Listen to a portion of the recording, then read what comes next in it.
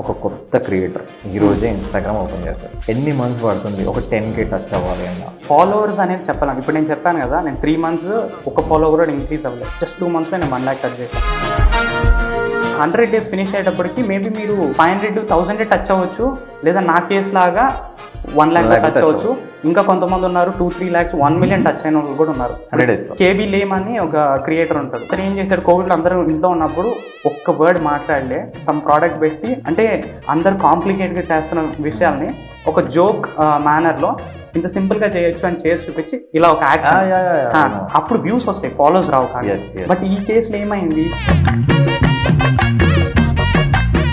Is it better them to go alone or it's better to take support from someone? There is a saying అనమాట, going alone will make you go quick, but going together will make you go far. ఇప్పుడు నాకు ముగ్గురితో start చేసా, తర్వాత ఒక్కడనే అయిపోయి ఇప్పుడు మళ్ళీ ఇద్దరం అయ్యాము. సో ఇప్పుడు పాయింట్ ఏంటి, ముగ్గురితో స్టార్ట్ చేసినప్పుడు నాకు 0 knowledge. ఇప్పుడు ఇద్దరితో వచ్చినప్పుడు నేను కాన్షియస్గా సెలెక్ట్ చేశాను, వాడు నన్ను కాన్షియస్గా సెలెక్ట్ చేశాడు.